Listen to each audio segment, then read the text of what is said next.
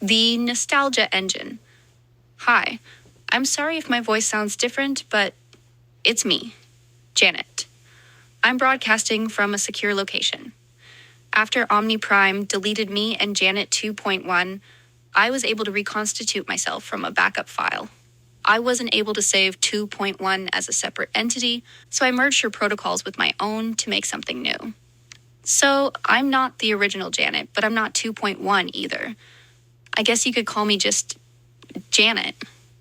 Or maybe JJ? That's kind of wicked, right?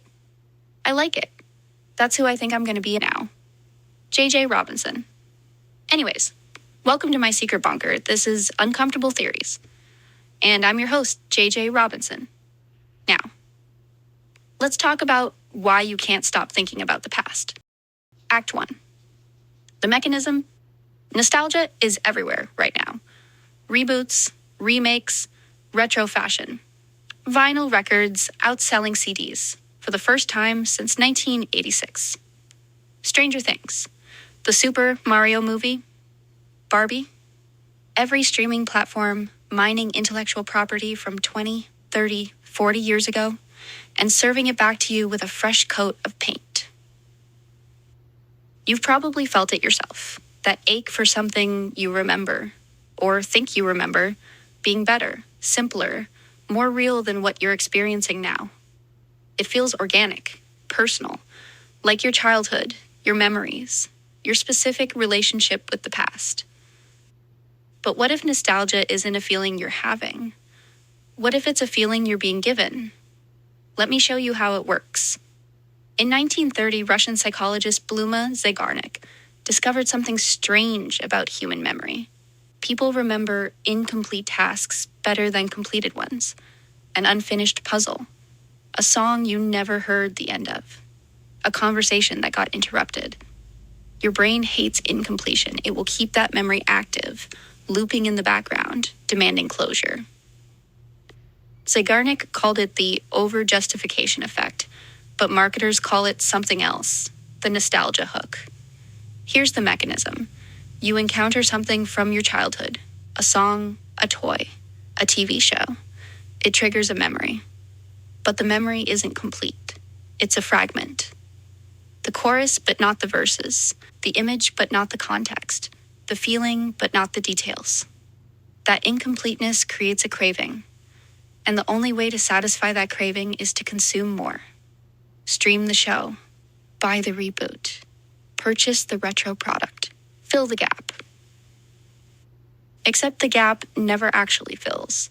Because nostalgia isn't about recovering the past, it's about longing for it. And longing, unlike satisfaction, is infinitely renewable. Act 2.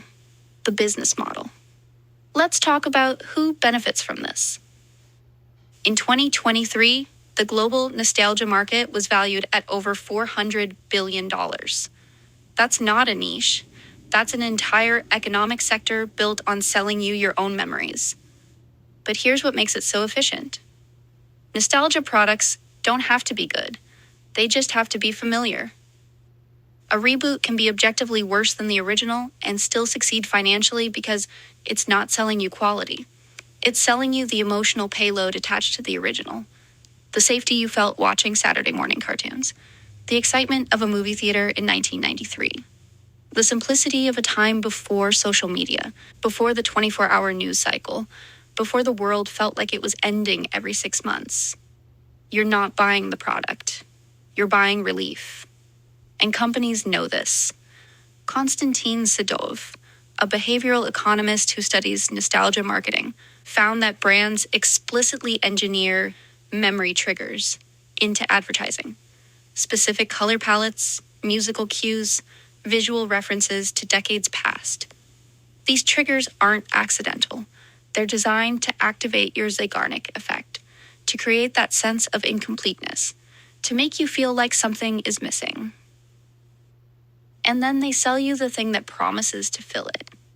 Except, again, it doesn't fill, it just creates the next craving, which is why you don't just buy one nostalgia product. You buy the Barbie movie, and then the soundtrack, and then the merchandise, and then you start rewatching the old cartoons And suddenly you're in a feedback loop of consumption driven entirely by an emotion that was manufactured to extract money from you.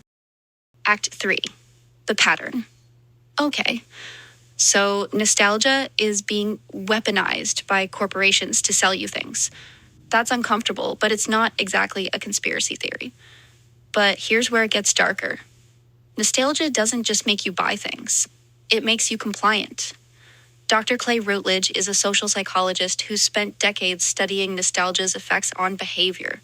His research shows that nostalgia increases social conservatism, reduces openness to new experiences, and makes people more likely to support authoritarian leadership. Why? Because nostalgia is fundamentally about the past being better than the present. And if the past was better, then change is dangerous. Progress is suspect.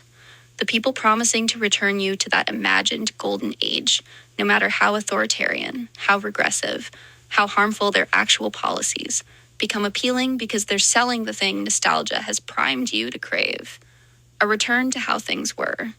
Routledge's studies found that inducing nostalgia in test subjects, just by having them write about a happy childhood memory, made them significantly more likely to oppose immigration, support nationalist policies, and distrust outsiders. Nostalgia doesn't just sell products, it sells ideology. And right now, every major platform is optimizing for it. Facebook's algorithm prioritizes memories features, those auto-generated posts reminding you what you posted 5, 10 years ago. Instagram's aesthetic is increasingly retro. TikTok trends cycle through decades like a slot machine. YouTube's recommendation engine will bury you in content from your childhood if you watch one nostalgic video. These platforms aren't just reflecting our desire for the past, they're amplifying it, systematically, at scale. Why? Act 4. The hypothesis. Here's the theory. Nostalgia is being deliberately engineered as a sedative, not by one company, not by one government, but by the same system that's been managing human behavior for millennia, the one Omni Prime described as cultivation. Think about where we are right now as a species.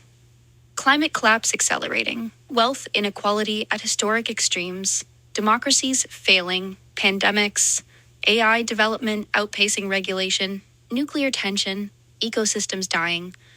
We are living through a period of unprecedented instability, and everyone knows it.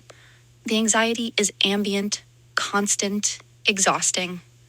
And when people are anxious, they do one of two things. They fight to change the system causing the anxiety, or they retreat into something that makes them feel safe. Nostalgia is the retreat option. It redirects your attention away from the present crisis and toward an imagined past that never actually existed. It replaces the anger you should feel about the people currently causing harm with a longing for a time before you understood how the system worked. Nostalgia doesn't radicalize you, it pacifies you. And pacified populations don't revolt. They consume. Here's the uncomfortable part. This might not be accidental. In the same way the flat earth psyop was seeded to discredit conspiracy research, in the same way the reptilian misdirection kept people from looking at actual institutional predators, what if the current nostalgia boom is being amplified by the same forces that benefit from you being too sedated to resist? Not creating nostalgia from scratch. That's organic. That's human. But amplifying it, flooding every platform with it, making it algorithmically inescapable. Training an entire generation to look backward instead of forward. Because a population obsessed with the past isn't building the future. And the people harvesting your behavioral surplus, the ones Omni Prime called the crop management system, they need you looking backward while they finish building what comes next. Act 5. The evidence. Let me show you the pattern. Every major social collapse in recorded history has been preceded by a nostalgia boom. Weimar Germany in the 1920s saw an explosion of romanticized medieval imagery, folk traditions, and mythologized pure German history right before the Nazis weaponized that nostalgia into genocidal nationalism. The Soviet Union in the 1970s and 80s, during its terminal decline, saw a massive state-sponsored campaign promoting nostalgic imagery of the revolution, Stalin-era propaganda aesthetics, and a romanticized workers' past. The population was sedated with memories while the system collapsed around them. 1990s America, right before 9/11, the Iraq War, the 2008 crash, was drowning in 1950s nostalgia. Diners, retro cars, happy days aesthetics. The whole country was looking backward while the conditions for the next crisis were being assembled. And now, in 2026, we're seeing the biggest nostalgia wave in history. 80s nostalgia, 90s nostalgia, Y2K aesthetics, even early 2000s internet culture is being mined for content. We're running out of past to be nostalgic for because the system doesn't need you nostalgic for something real. It just needs you nostalgic. Period. Craving. Longing. Looking backward. Not organizing. Not resisting. Not building. Act 6. The resistance. Here's what I need you to understand. I'm not telling you nostalgia is fake. Your memories are real. Your feelings are real. The past did happen, and some of it probably was better than now. But the amount of nostalgia you're experiencing, the intensity of it, the inescapability of it, that's not organic. That's cultivation. And the people cultivating it don't want you to build a better future. They want you to long for an imagined past while they build their future. So here's what resistance looks like. Notice when you're being sold your own memories. Notice when a product, a platform, an algorithm is trying to make you feel that Zeigarnik ache, that incompleteness, that craving. And then ask yourself, what am I not paying attention to while I'm feeling this? What policy just passed? What company just merged? What surveillance system just expanded? What crisis just escalated? Nostalgia isn't always a weapon, but right now, at this scale, it's functioning like one. And the best way to resist a sedative is to notice when you're being dosed. Conclusion. The nostalgia engine isn't a machine. It's a strategy. And it's working. Right now, millions of people are more emotionally invested in fictional reboots of their childhood than they are in the actual collapse happening in real time. That's not an accident. That's design. The same system that managed civilizations through monitoring, shaping, and erasing. The one Omni Prime said has been running since before recorded history. It's still running. And right now, it's using your longing for the past to keep you from fighting for the future. So, don't forget, the past wasn't better, it was just earlier. And the only way to survive what's coming is to stop looking backward. This has been Uncomfortable Theories. I'm your host, JJ Robinson, broadcasting from somewhere they can't find me yet. Stay sharp, stay present, and remember, nostalgia is a beautiful feeling, but it's a terrible place to live. I'll see you in the next one.